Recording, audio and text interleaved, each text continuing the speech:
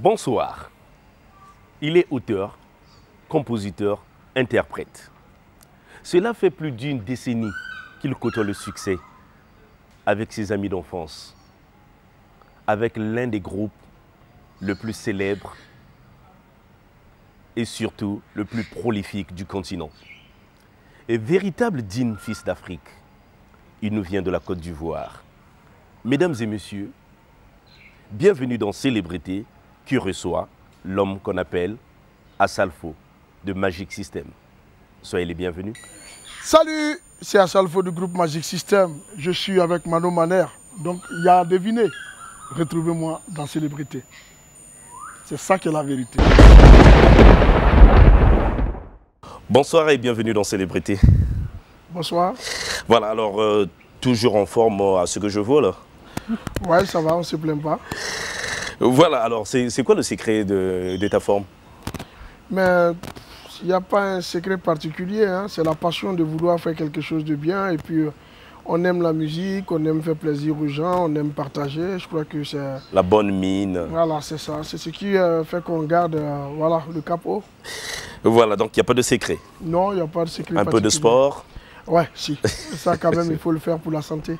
Alors, plus de 10 ans de scène et de succès. À quoi attribuez-vous cela? Moi, je crois que c'est la force de vouloir vaincre, la force de vouloir prouver quelque chose. Parce que nous, on est vite parti dans le succès et tout de suite, on a eu le poids de tout un continent qui reposait sur nos épaules.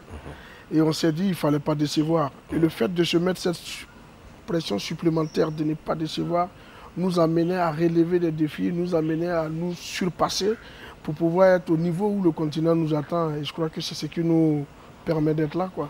Voilà, à plus de 14 ans que Asalfo côtoie ses amis d'enfance. D'un quartier populaire d'Abidjan. Alors, cette constance, ces choses quand même rares en Afrique, où on assiste à des guerres, à des séparations, à des dislocations ici et là. Alors, cette constance, à quoi attribuez-vous cela? J'ai envie de dire déjà merci à Dieu d'avoir permis que ce groupe, vous disiez 14 ans, moi plus de 14 ans. Plus de 14 ans, parce que dans 2 ans, on va fêter les 20 ans de la carrière du groupe. Bravo. Et je crois qu'il faut déjà dire merci à Dieu, parce que c'est lui qui nous inspire tous. Après, au-delà de cela, c'est vrai qu'on a un passé qui nous unit. On a connu tellement de choses ensemble dans la galère que je crois que c'est au-delà de tout ce que nous pouvons vivre maintenant. Donc on a essayé de garder nos valeurs morales. On est allé au-delà des finances parce que ce qui divise un groupe, c'est la guerre de leadership et souvent les égos mal placés. Nous, on s'est dit non. Moi, on me dit chef de groupe. Ici, on appelle les chefs de groupe ou les chanteurs présidents. Président. Voilà. Je vois que tu es très informé. Voilà. Et nous, on n'appelle pas, nous, c'est pas président. Moi, je suis le grand frère d'un groupe. Le reste, c'est des petits frères. Donc, quand je leur parle en tant que grand frère. Et on essaie de s'entendre. Et vous savez, quand le grand frère et le petit frère se parlent, c'est différent de quand le chef ou le président il parle. Parce que le président, il peut partir à tout moment. Le ministre, on peut le démettre à tout moment. Mais le grand frère, il est là, c'est familial, c'est un lien de sang et on va plus loin ensemble. Mais il faut dire à Asalfo, c'est choses rares dans le milieu musical. Surtout dans nos deux Congos, les dislocations, les séparations, même les gens qui ont grandi dans les mêmes quartiers. C'est vrai, mais je crois que c'est plutôt basé sur la guerre de leadership. Vous savez aussi qu'ici au Congo, la musique a une place très importante qui fait que c'est une industrie qui est gérée comme souvent des entreprises, où il y a des licenciements, où il y a des renvois, où il y a des choses, mais qui malheureusement n'est pas régie forcément par nos règles. Nous, en Afrique de l'Ouest, c'est pas pareil. La musique, c'est vrai qu'on fait pour s'amuser et tout. Mais bon, on essaie de mettre ce petit côté amusement là-dedans. Pas de chefferie, il y a l'élégance partout. Voilà, il faut mettre un peu d'élégance, il faut mettre un peu de... Voilà, c'est... La famille au centre de tout. C'est ça. Voilà. C'est ça. Moi, mes gars, ils vont sortir tout de suite. Ils vont me voir en train de faire une interview. Ils vont venir. Il n'y a pas de jalousie. Il n'y a pas de jalousie. Ils savent que le grand frère, il est en train de parler. Il ne parle pas pour lui, il parle pour tout le groupe. C'est pas pareil ici. Il vous arrive d'avoir des divergences, peut-être? Si. On ne peut pas mentir. On ne peut pas faire 18 ans sans avoir des divergences, sans avoir des altercations. Ça se situe à quel niveau? Mais ça se situe souvent au niveau de... C'est toujours sur le plan professionnel. Quand il y a des retards répétés, quand il y a une absence, quand il y a un manque de constance à la répétition et tout, on va jusqu'au-delà de ça. Sans oublier même que souvent on peut intervenir dans des problèmes familiaux, mais ça ne va pas loin parce qu'on s'est dit ça ne va pas jusqu'à vouloir... Non, non. Alors, on vous voit partout ensemble, vous faites presque tout ensemble. Oui. On se demande, mais est-ce qu'il y a eu un pacte? Oh oui, c'est vrai que ça ressemble à ça, mais on est content parce que c'est comme une équipe de foot. C'est à force de jouer ensemble, à force de s'entraîner ensemble qu'est né un mécanisme. Je vais prendre un exemple plus récent.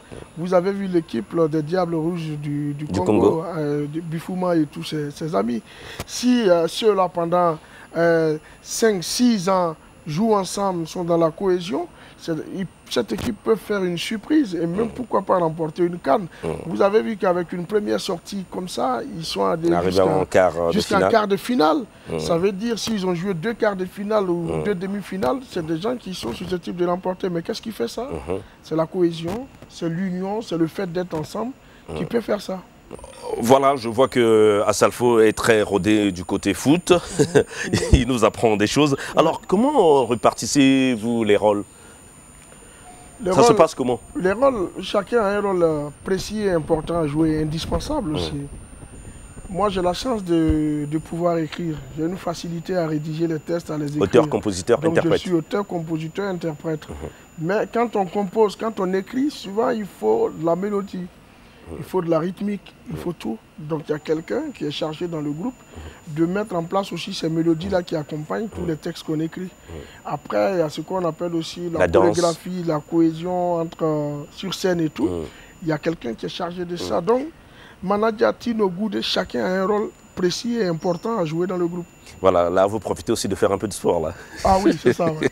Alors, Asalfo, un nom si original. Ouais.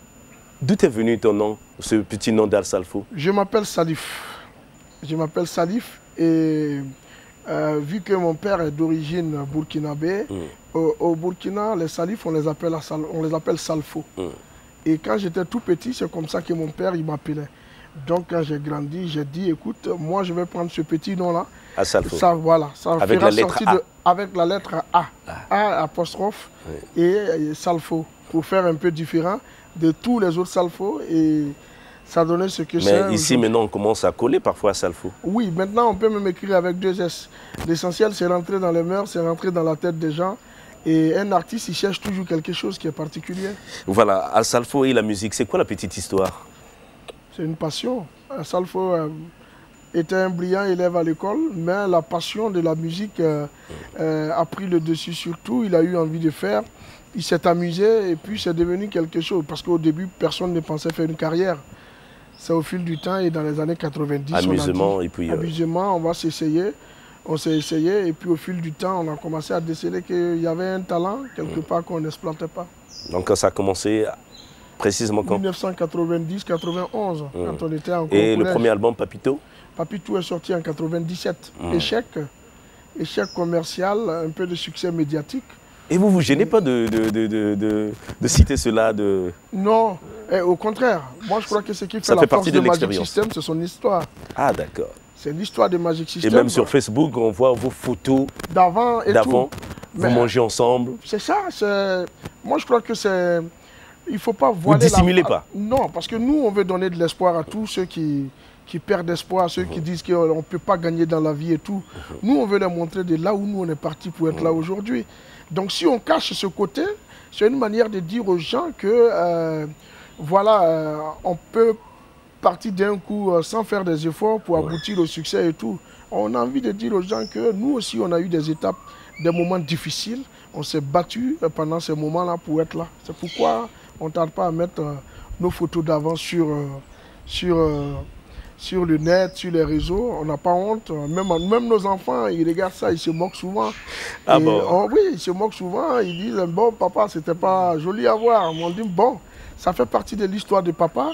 Et vous pourrez enseigner ça demain à vos enfants, à nos arrière-enfants et tout ça. Voilà, alors, Magic System aujourd'hui, c'est le multiport culturel. Et, au départ, Magic System, c'était le Zouglou, carrément. Alors, Aujourd'hui, comment peut-on appeler la musique de Magic System? La musique de Magic System, la base est toujours Zouglou. Parce que le Zouglou, à la base, n'était pas une musique, contrairement à ce que les gens croient. Le Zouglou, à la base, c'est une philosophie. Une philosophie à travers laquelle les étudiants ivoiriens faisaient passer leur message et tout. Et puis après, c'est devenu une philosophie qui avait contaminé toute la Côte d'Ivoire. C'est vrai qu'à Abidjan, avec l'université, c'est une histoire. C'est ça. Le Zouglou est né sur les campus universitaires. Mais après, quand on a envie de bâtir une carrière internationale, on est obligé de prendre ce qu'on connaît, on est obligé de prendre sa musique de base et aller à la rencontre de d'autres styles musicaux. La faire évoluer. Voilà, essayer de la faire évoluer, rentrer dans d'autres mœurs que ceux que nous avons l'habitude de faire entendre. Et donc pour nous, il était important de partir à la rencontre de d'autres styles musicaux et qui nous ont ouvert aussi les portes à d'autres cieux musicaux. Qu'est-ce que cela vous fait quand on vous attribue, par exemple, les étiquettes du genre world? Mais au fait, c'est ce world-là qu'il fallait tuer. Parce que nous, c'est vrai que vous avez une identité, les gens n'ont pas mais compris. dans les rayons de disques, au lieu de vous identifier, on met world. Oui, mais ça, il fallait le tuer, c'était un combat. Aujourd'hui, je suis content que quand on va dans les supermarchés, quand on va dans les magasins de vente de disques, qu'un groupe africain comme Magic System puisse avoir son rayon à part. Quand on sort nos albums, c'est à part, mais c'était un combat. Avant, on nous regroupait tous et on mettait World. Sans origine, on ne sait pas d'où on venait. Des étiquettes. Monde, voilà. Et aujourd'hui, on a pu battre ça. Et c'est grâce à ce mélange, grâce à cette rencontre avec d'autres styles, qu'on a pu s'en sortir. Voilà, alors, comment vous aviez vécu l'arrivée, ce que d'aucuns qualifieraient des rythmes, et le phénomène qu'on appelait décalé, coupé, coupé, décalé. Comment vous avez vécu l'arrivée de ce phénomène? Est-ce que ça a menacé la musique de Magic System? Non, pas du tout. Et vous savez que nous, on n'est pas des opportunistes. J'ai dit que nous, on est venus à la musique avec des valeurs. On est venus pour partager et tout. Et le Zouglou, quand le Zouglou arrivait en Côte d'Ivoire, il y avait ce qu'on appelait le Zigueyi, le Zoblazo et tout. Voilà. Et je crois que c'est parce que les autres nous ont laissé évoluer que nous sommes là. Donc quand le coupé décalé est arrivé, on était tous contents. Parce que c'est une rythmique qui est quand même dérivée du rythme Zouglou. Donc on était contents. Après, c'est vrai qu'on a appelé nos jeunes frères. À l'époque, j'avais interpellé Douk Saga et tout, pour essayer de soigner les textes, de mettre des messages positifs et de passer des messages qui peuvent éduquer et éveiller les consciences de nos jeunesses. Et bon, malheureusement, ils ont compris, mais un peu trop tard, parce qu'il y a eu beaucoup. Ils étaient dans le vestimentaire. Voilà, le vestimentaire, le jet d'argent, parce que le partage d'argent donné. Encourager la facilité. Voilà, encourager la facilité. C'était un peu dur. J'avais même fait une chanson que j'ai chantée d'ailleurs hier au stade Massamba pour dire aux gens que c'est pas ça, c'est pas les vraies valeurs de la. Mais on a vu un moment dans vos albums lancer des clins d'œil sur du coupé décalé. Oui, ça c'était une autre conception. Parce qu'on est à l'étranger. C'était à nous de valoriser tous les rythmes et tous les mouvements de danse qui venaient de notre continent. Donc on a balancé le coupé décalé et même à la fin de nos concerts, on fait semblant de danser quand même le ndombolo. Vous mêlez un peu parfois avec de l'humour, vous faites parfois appel à Michel Gou. Oui, mais justement, au fait, c'est la diversité culturelle en Afrique, c'est ça. C'est déjà quel album là, un Gaoua? Un Gaoua Oran. Ah, voilà. Voilà, qu'on avait fait avec les 113. Voilà. Alors, parlons du tube planétaire qui vous a fait découvrir Premier Gaou. Alors, faites-nous revivre l'histoire de ce succès planétaire. Ben, Premier Gaou, c'est une histoire, c'est ma propre histoire que je voulais raconter avec dérision. Ah, c'est autobiographique. C'est autobiographique. Vous savez, chez nous, on dit quand tu es vilain, dis je suis vilain pour que quand l'autre t'insulte, ça ne te fasse pas mal. Donc j'ai voulu prendre ma propre histoire pour raconter. Je me moquais de moi-même à travers une histoire. Ah bon. Parce que j'ai été plaqué par ma copine qui est allée avec quelqu'un d'autre qui était plus nanti que moi et tout. Et ça, je n'ai pas digéré. Donc chaque fois que je la voyais, je prenais ça, je la taquinais. Et comme j'avais la fertilité d'écrire et tout, j'ai dit, attends, je vais essayer de savoir. Et en écrivant la chanson, je ne savais pas qu'elle allait faire le tour du monde. C'est après que je me suis rendu compte que je n'étais pas le seul Gaou, mais il y en a partout dans le monde. Parce que le premier Gaou n'est pas Gaou. Voilà, j'ai reçu des courriers, j'ai reçu des coups de fil qui me disaient, écoute, nous on se croyait seuls, mais depuis que tu as chanté la chanson, on est libérés parce que vraiment nous aussi on a été dans ça. Et c'est ça aussi la magie de la création. Et la partie où elle revient, est-ce que c'est une histoire vraie? Elle est revenue quand elle vous a vu percer? Non, revenir c'est trop dire parce que après l'amour, c'est pas la guerre. On est redevenus de très bons amis et tout. J'arrivais même à la taquiner, j'ai dit j'espère que tu ne veux pas revenir. Parce que quand tu es parti, tu as laissé des plaies, il y a quelqu'un d'autre qui a pensé ses plaies. Et je voulais manger du poulet, aujourd'hui c'est dos de... Non, aujourd'hui c'est caïman braisé. Caïman braisé qui va manger. Et ici au Congo, c'est parmi les plats que les Congolais apprécient. Le caïman braisé, mais bien sûr. Je ne savais même pas que ça existait. Ah, même bien sûr. Ah, ouais. Ça s'appelle le ngoki. Ah, d'accord. Voilà. Bon. Alors, vous attendiez pas sur moi ce succès du premier Gaou? Et comment vous avez vécu cela, ce succès planétaire? Mais à un moment donné, je crois qu'il faut beaucoup prier. Quand tu as ce genre de succès qui arrive. Parce que, et ça fait un peu peur. Ah oui. Entre le peu et le trop, il y a ce qu'on appelle la mesure. Ah oui. Parce que quand tu pars des petits cachets de 20 000 francs, 25 000 francs à Abidjan et que tu vas toucher des cachets de millions, en euros. Tu dors dans des palaces, tu dînes avec des chefs d'État, toutes les portes te sont ouvertes, il y a tout le monde qui te court après. Ouais. Quand tu ne sais pas te maîtriser, que tu ne sais pas prendre de la mesure, à un moment donné, ça fait perdre la tête. Et nous, toute notre prière, c'était que Dieu nous permette de garder la tête sur les épaules. Aujourd'hui, 18 ans après, c'est les mêmes valeurs. Je suis content d'avoir gardé avec tous mes 3 autres amis la même valeur morale, les épaules. Comme si on était encore à Noumambo. D'ailleurs, on y retourne souvent. Et le vocabulaire de Gaou, est-ce que vous l'avez protégé ou Non, il y a des choses qui appartiennent à l'univers. Moi, je suis content que les Congolais, que les Ghanéens, que les Sud-Africains, que tout le monde puisse utiliser le mot Gaou. Voilà. Sans rien... parce que le Gaou, c'est quelque chose que nous, on a pris dans le jargon ivoirien. Ce n'est pas nous qui l'avons créé, seulement nous l'avons mis en valeur et nous l'avons plus universalisé. C'est ce qui fait que... Est-ce qu'on peut dire la Radio France Internationale ou le confrère Claudicia ont contribué à...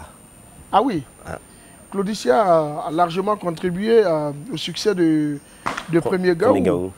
Parce qu'à l'époque, je crois que Couleur Tropicale... Il martelait à la radio. Oui, Couleur Tropicale n'avait que, si j'ai bonne mémoire, Couleur Tropicale n'avait que 4 ans, je crois, un truc comme ça. Là, ils vont fêter... Voilà, ils vont fêter les 20 ans bientôt. 20 ans, Et Claudie, il est venu à Abidjan, je me suis approché de lui, j'ai dit, grand frère, écoute, ça c'est bon, tu vas aimer et tout. Il y avait un spectacle antillais, avec des artistes antillais. On est allé faire la première partie. C'est là que Claudie nous a découvert. Je me rappelle, je lui ai même donné un CD qui était rayé. Et il ne pouvait jouer que 2 minutes du titre, mais il le rebissait sur RFI. Puis ça fait l'effet que ça fait. Juste après, on a connu une tournée internationale qui ne s'est plus arrêtée jusqu'à aujourd'hui. Voilà, alors est-ce qu'il vous est arrivé d'avoir des doutes pour la poursuite de votre carrière? Pas de doutes, mais des pressions. Des pressions. Parce que quand on sort d'un succès comme celui du premier Gaou, vous avez peur du lendemain. On s'est dit à un moment donné, est-ce qu'on pourra faire mieux? Mieux, Et donc il fallait, et aujourd'hui il faut louer le Seigneur, nous sommes à notre 7e album. Et c'est un album qui se comporte bien, puisque 7 c'est le chiffre de la perfection. On y est dedans, c'est dit, c'est biblique. Hein? Toujours amusement. Voilà, si vous venez de nous rejoindre, sachez que vous êtes bel et bien dans Célébrité. Et Célébrité reçoit l'homme qu'on appelle Assalfo. Il est l'invité de Célébrité. Merci d'être là. Alors, merci aussi de disposer de votre temps. Alors, aujourd'hui, la Côte d'Ivoire est un pays au centre de l'Afrique de l'Ouest. C'est un pays leader que beaucoup d'Africains apprécient, qui s'identifient en Ivoirien. Alors, comment avez-vous vécu ce qu'on appelait la crise ivoirienne? Mais on a vécu ça avec... bon, aujourd'hui, avec beaucoup de recul, je vois que tous les grands pays sont passés par là. Ce n'est pas les Congolais qui diront le contraire. On est passé toujours par des crises et tout. C'est ce qu'on appelle quand même le changement. Le changement peut se faire de manière brutale, ça peut se faire de manière lente, ça peut se faire par tous les moyens.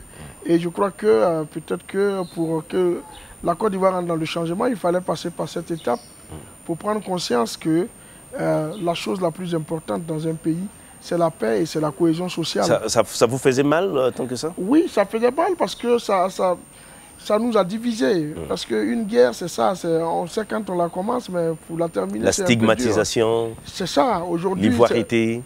C'est ça. Cette guerre est terminée, mais il y a encore des séquelles. Les séquelles de cette guerre, c'est quoi? C'est la division, c'est la barrière que cette guerre a pu installer entre Ivoiriens. Avant, on allait à l'école jusqu'à l'université sans savoir son voisin venait de quelle région. Aujourd'hui, on cherche les origines. Dans le gouvernement ivoirien, avant, on trouvait des Ouedraogo, on trouvait des Thiam, on trouvait des Sawadogo. Et aujourd'hui, tout est... Voilà. C'est dommage que le changement se fasse comme ça, mais je crois que ça va faire comprendre que la chose la plus importante... Est-ce que la réconciliation est possible? Elle est possible. Moi, je dis la réconciliation est possible, mais elle sera très longue. Voilà, la paix, ça c'est immédiat. Mais la réconciliation, il faut du temps. C'est un processus. C'est un processus, il faut du temps pour pardonner. Et je crois que nous sommes dans... On peut procéder comment? Je crois que c'est le repenti, les confessions. Est-ce que les procès qui se déroulent ici et là... Ça encore, c'est sur le cadre politique. Vous savez, moi, je suis ambassadeur des droits de l'homme chez moi, en Côte d'Ivoire. Mais je parle déjà de... Il y a des gens qui ont... Il y a eu des victimes de cette guerre. Ces victimes-là n'appartiennent pas forcément à des partis politiques, c'est des Ivoiriens. La première des choses. Et les familles de ces victimes, il faut qu'elles pardonnent. Et nous qui avons commis ces fautes, il faut que nous puissions nous repentir pour dire, voilà, on a commis des fautes, on demande pardon. C'est tout ça qui amène à la réconciliation nationale. Mais si on est braqué dans nos côtés, que chacun dit... Est-ce que le modèle sud-africain n'était pas mieux au lieu des procès? Ah oui, Desmond Tutu, à l'époque, avait contribué largement à la réconciliation du modèle, à la réconciliation des Sud-Africains. Mais vous conviendrez avec moi que jusqu'à aujourd'hui, il y a encore des séquelles de cet apartheid. Mais là encore, c'était une guerre raciale entre blancs et noirs. Mais là, c'est entre nous, c'est-à-dire c'est entre Ivoiriens et c'est pas écrit sur le front de quelqu'un, Baoulé, Bété ou Djoula. C'est les partis politiques maintenant qui entrent dans le jeu et je crois que malheureusement, il faut savoir départir la politique de tout ça parce que la politique, c'est de pouvoir nous diviser pour mieux régner. Nous, on devait montrer qu'on est solidaires et le vivre ensemble est important. Est-ce que à Salfo, aujourd'hui, vous raisonnez si bien, c'est vrai, pour un artiste, vous êtes ambassadeur de la paix, du droit de l'homme, vous avez dit, et vous êtes aussi ambassadeur à l'UNESCO. Est-ce que demain, à Salfo, sera en politique? Est-ce que vous avez des ambitions politiques? Non, en fait, les ambitions politiques, moi je crois que j'aime être dans ma peau d'artiste, avoir cette liberté de dire les choses et ne pas me confiner. Parce que quand on entre en politique, c'est pas qu'on devient faux, mais on est restreint, on est obligé de dire des choses pour plaire et tout ça. Diplomatie. Voilà, de la diplomatie. Et moi, je me suis habitué à ne plus avoir cette langue de bois. La politique peut me contraindre, sauf peut-être si je suis un indépendant ou j'ai envie d'apporter une contribution à mon pays. On ne dit jamais, jamais. Même bon, je crois qu'aujourd'hui, la politique en Afrique n'est pas encore bien huilée. À Salfo demain maire, à Salfo demain député. Même sans être maire, j'ai fait déjà ce que les maires font avec mon groupe. Hein. On construit des écoles, on réhabilite des hôpitaux. Donc pour nous, on n'a pas besoin forcément d'avoir un poste politique pour contribuer au développement de son pays. L'art que nous faisons nous permet déjà de pouvoir le faire. Et je crois que je vais avoir cette liberté de m'envoler, de voyager quand je veux, de revenir quand je veux, sans être contraint dans une ligne forcément à suivre. Voilà. Alors, les différents titres d'albums du groupe Magic System sont souvent évocateurs. Y a-t-il des messages que vous essayez de faire passer? Ben, c'est sûr qu'il y a forcément des messages. Quand on vient d'un village comme Anoumambo, il y a toujours des messages à faire passer.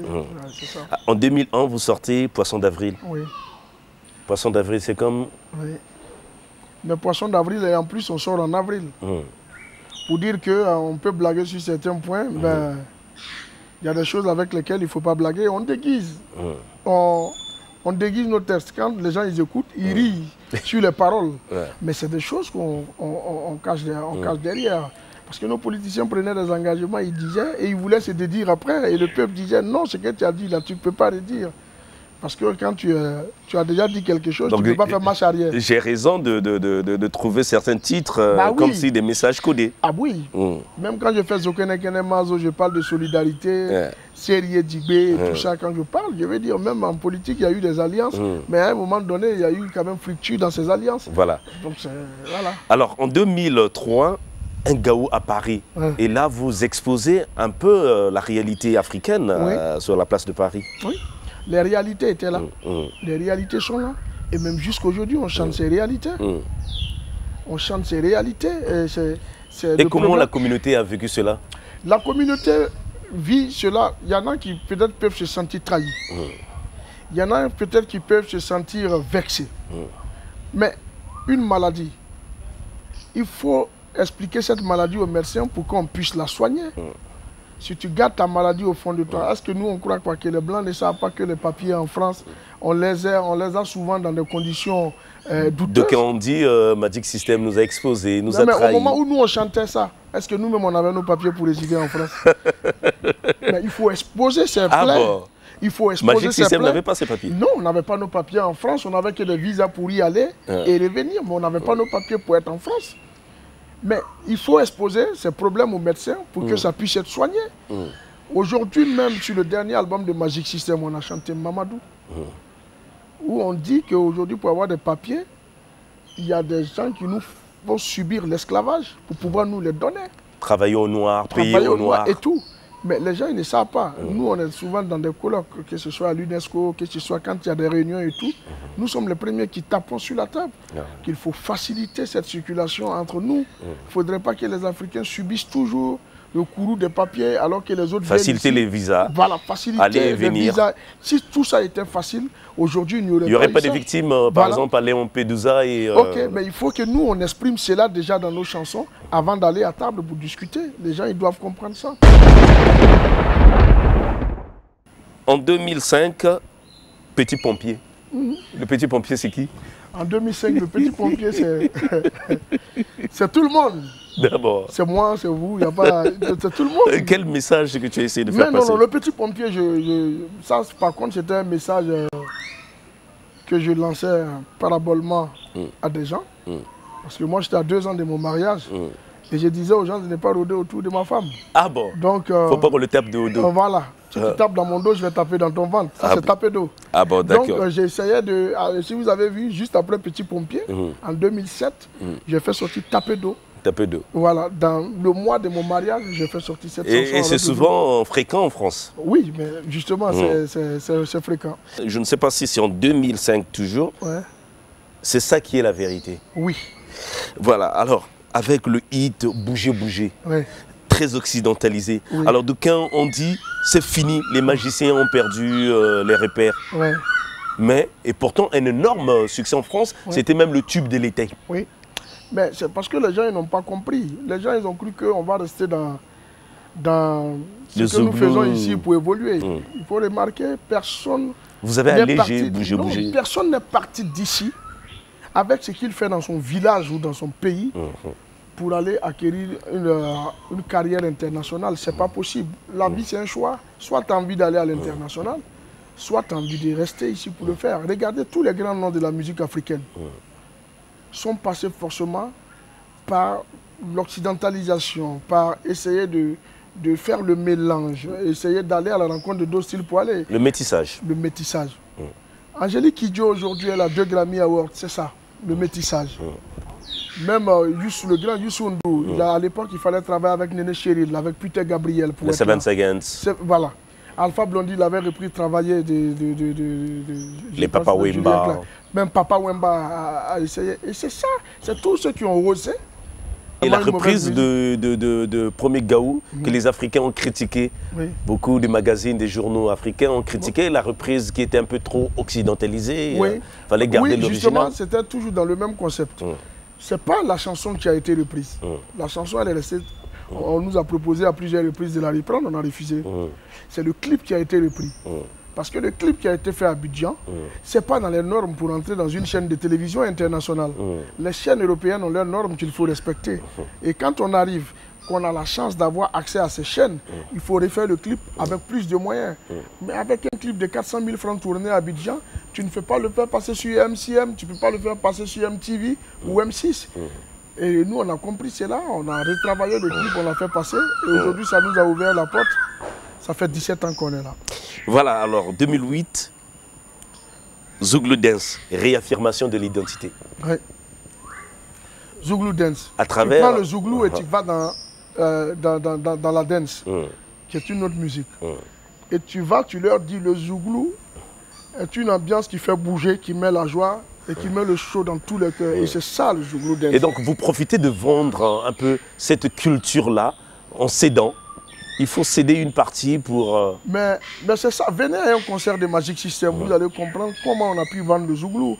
Parce qu'aujourd'hui, quand on rentre dans un Zénith ou dans un Bercy et qu'on dit aux gens, tout le monde en position Zouglou, même sans faire le geste, tu regardes, il y a 18 000 personnes qui lèvent les mains. Il y a même des écoles des danses là qui prennent après des chorégraphies pour danser le Zouglou. C'est ça la victoire du Zouglou.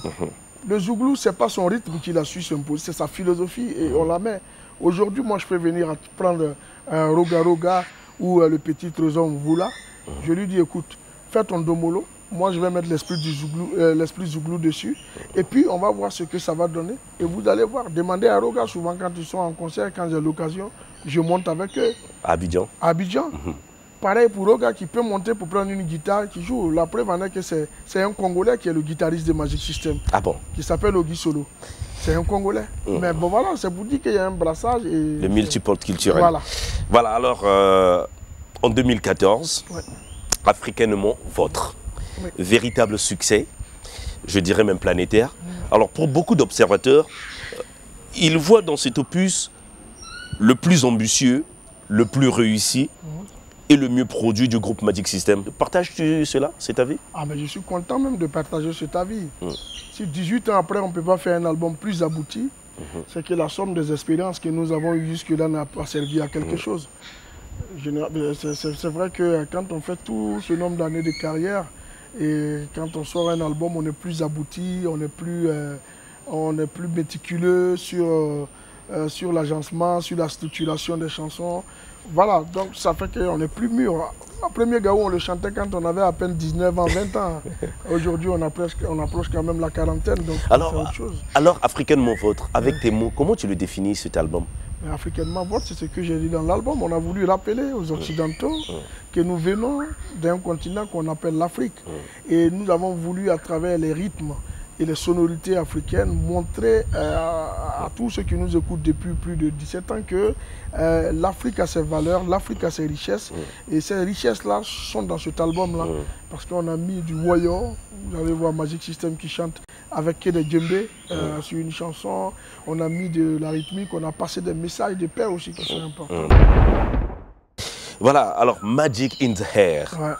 Avec un véritable triomphe, je dirais un hymne de 2014. L'hymne de 2014, c'était Magic in Air.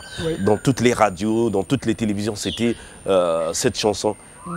Comment as-tu vécu cela, ce succès?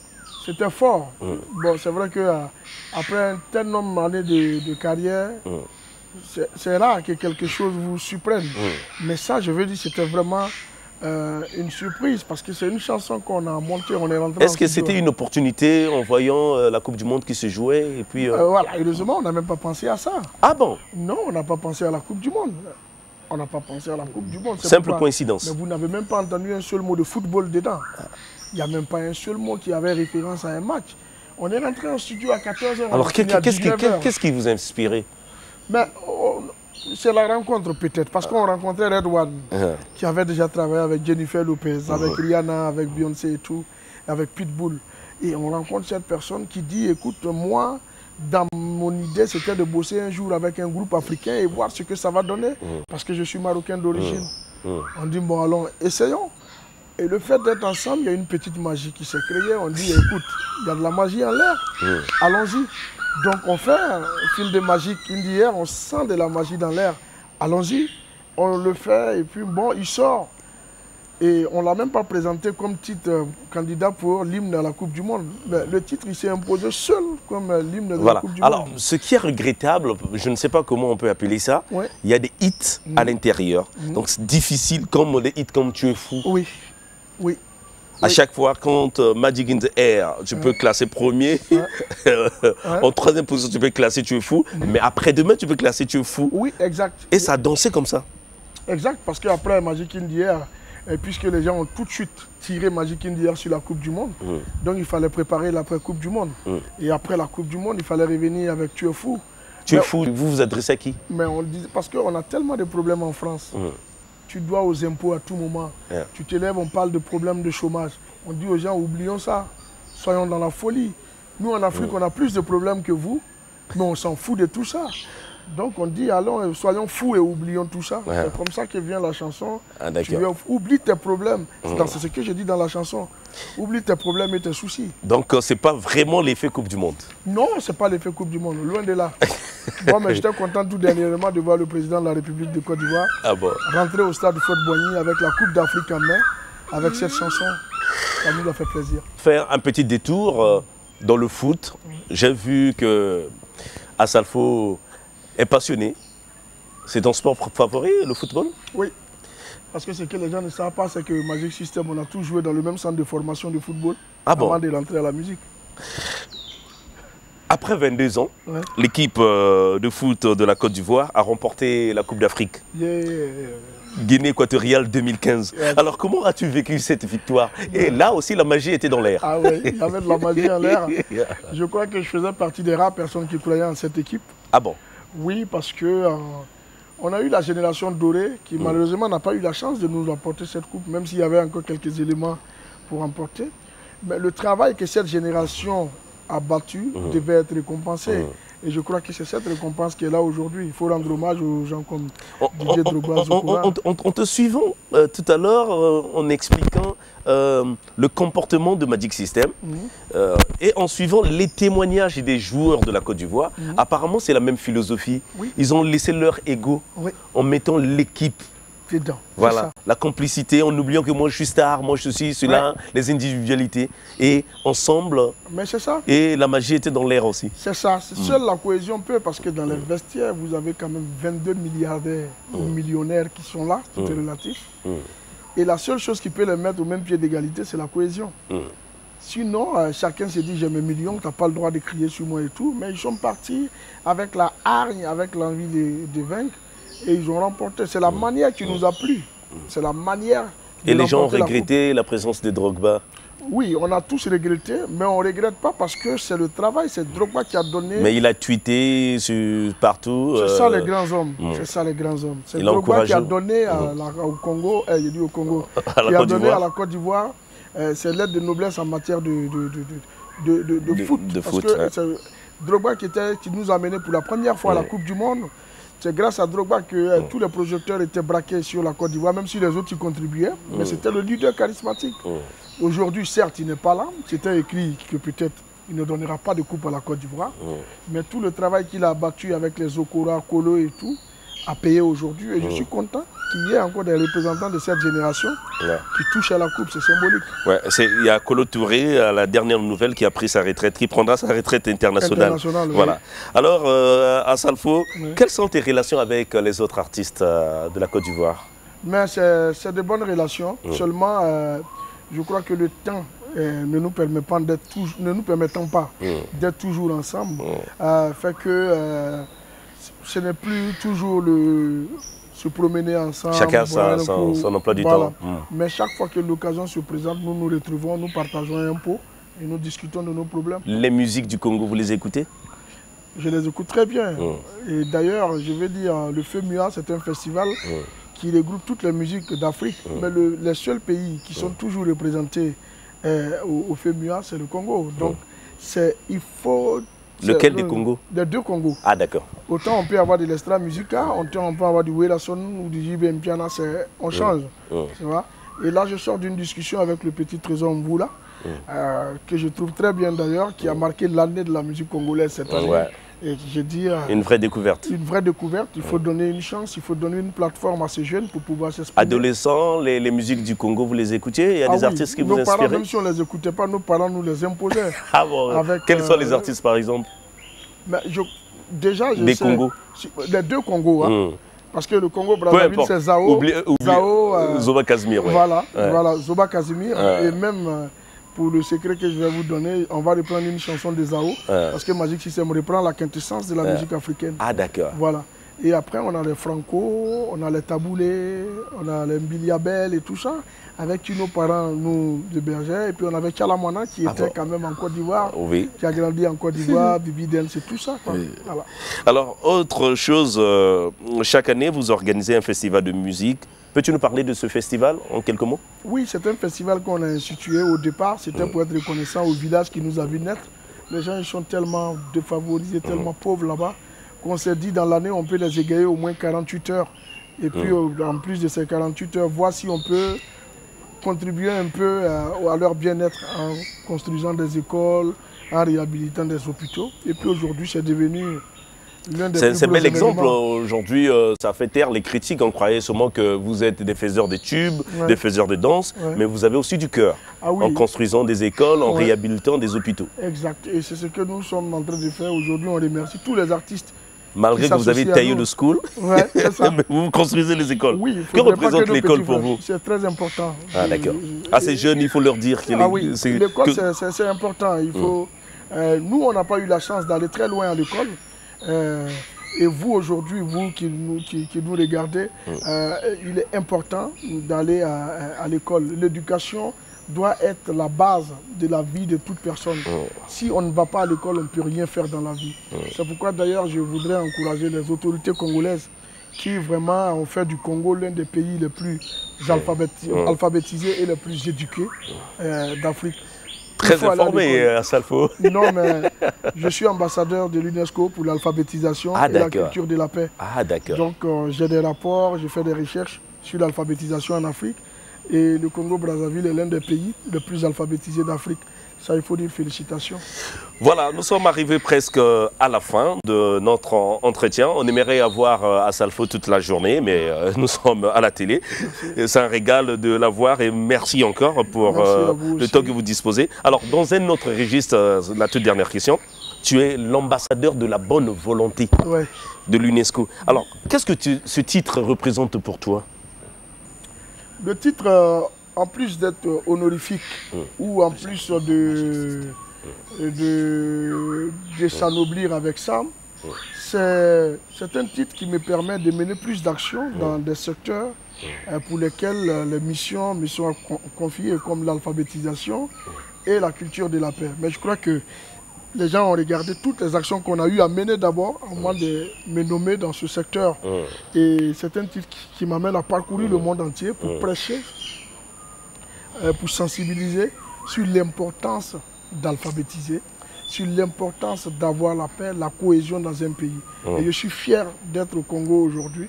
Je suis content de parler aux Congolais parce que je sais qu'il y a des élections qui arrivent. Je demande aux Congolais la cohésion, le vivre ensemble et que tout le monde se unisse pour l'intérêt général et pas pour les intérêts personnels. Il faudrait que le Congolais se dise c'est ma patrie et tant que je la préserverai, je dois me battre pour la paix dans cette contrée. Quoi qu'il advienne, on doit être ensemble, l'intérêt national. On doit être frères, c'est l'intérêt national. Ne vous divisez pas, n'allez pas à la guerre, allez aux élections. Un pays bien éduqué comme le Congo ne peut pas aller à la guerre pour résoudre ses problèmes. Un pays éduqué comme le Congo ne peut qu'évoluer dans la démocratie. Et tu dis la démocratie, c'est le vivre ensemble, c'est le fait de pouvoir faire son choix librement, tranquillement. Je demande la paix et la cohésion sociale pour le Congo. Voilà, c'est un vrai souhait pour Magic System, pas de commentaire. Alors, je te vois... marié. Marié. Oui. Mais félicitations, c'est arrivé quand déjà? Ça fait 7 ans que je suis marié. Ah bon, mais il n'y en avait pas trop. Ben si, il y en avait, bon... C'est la fille qui débarquait plus que les hommes, voilà. Voilà, nous sommes arrivés à la fin de notre programme. Merci beaucoup. Un petit souhait?